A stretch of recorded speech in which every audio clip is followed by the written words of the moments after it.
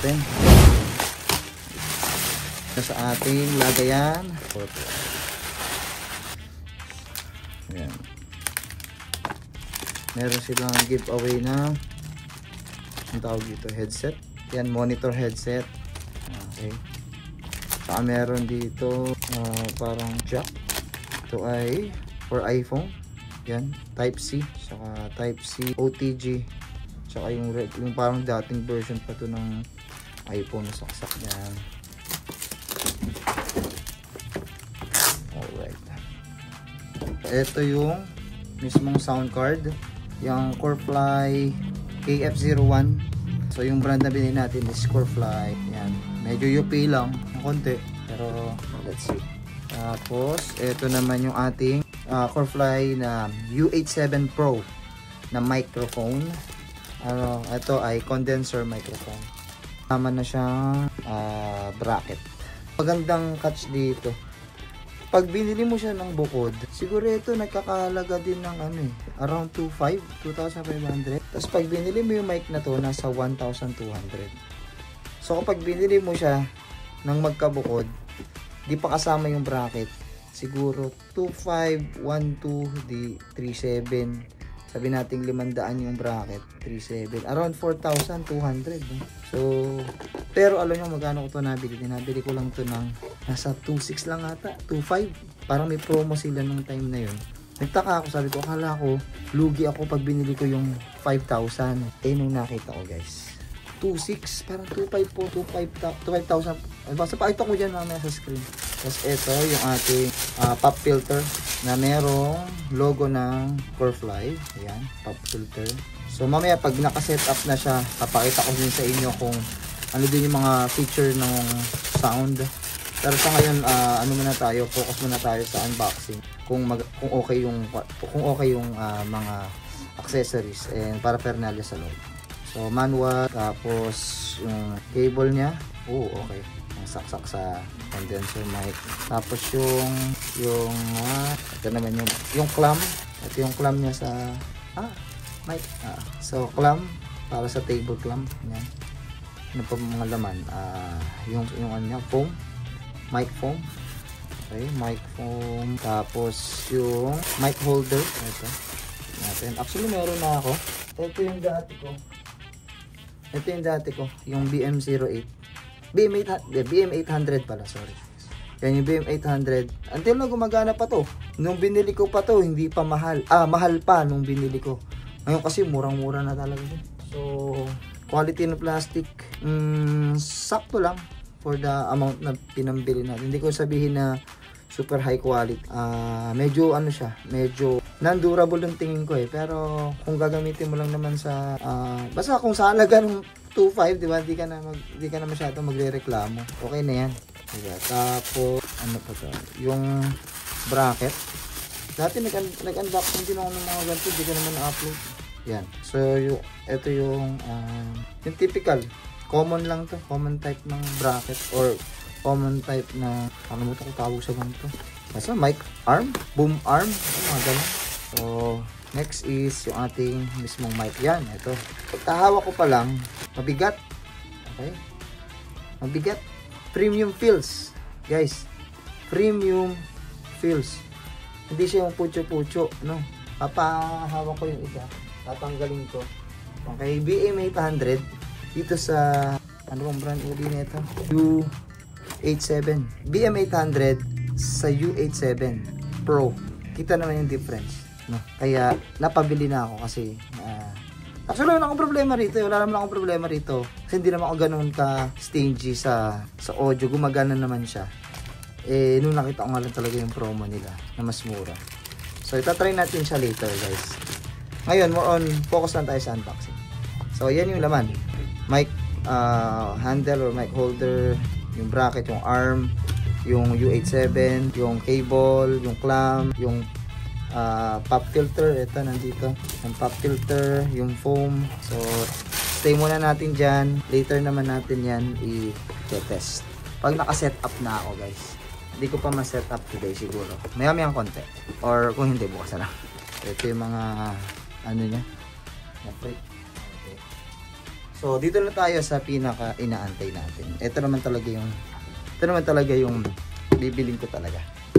Kasi nga ang problema rito sa V8 ko ito guys. From pandemic, siguro ilang taon na to. May 4 na taon o 5 taon na. Gumagana pa rin siya. Kaso ang problema rito, yung mga sound effects tsaka yung mga sound configuration, labo-labo na pag pinindot mo, ito yung gagana. Pag pinindot mo, ito yung gagana. Kumbaga, ano na, may problema na talaga siya. So, kailangan niya na talagang mapalitan.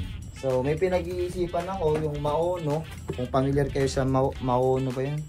Maono na brand. Good siya. Nakita ko rin sa review ng iba. Pero mas mahal siya. Yung mismong ano pa lang, nasa around 4,000 na eh. Ito, parang good catch na talaga siya. So, buksan natin yung Corefly. Corefly sound card na KF01. Ganda ng box niya. Gusto ko yung kulay. Mahilig talaga ako sa green. Aray ko. Yun lang. Hindi ko alam na hindi pala nakasaksak yung mic ko. Akala ko kanya pa ako salita ng salita, yung mic ko ay nakasaksak. Hindi pala guys. Ngayon ko lang sinaksak yung aking wireless mic. So again, tingnan natin yung box. Pilatisin natin guys.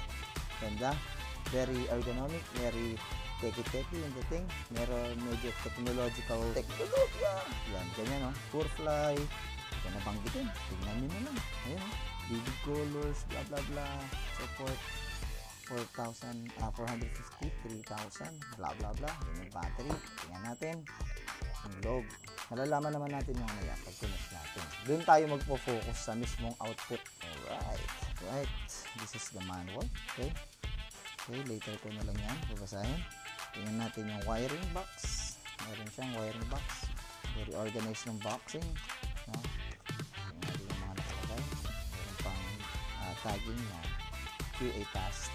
So, meron tayo USB to Type-C. Meron naman tayong 3mm to 3mm. Meron tayong another 3mm to 3mm. Meron tayong another Type-C to Type-C. So, malalaman talaga natin yan kung saan natin sila gagamitin. So, ito na yung pinaka gemstone natin. Pinaka gems natin dito. Wow! Alright! Wow! Iba siya dun sa iba siya pala pag personal. Very, ang delicate mo. Ang ganda. Ganda, promise. Ganda. Dami niyang meron siyang customized 4 na customized button for any sound effects. Ito yung typical na sound effects natin. Nandito naman yung sa mic, yung sa sound, sa pagtitimpla ng mic. Nandito yung dodge speed. Yung dodge, related sa habang tumutunog yung sound.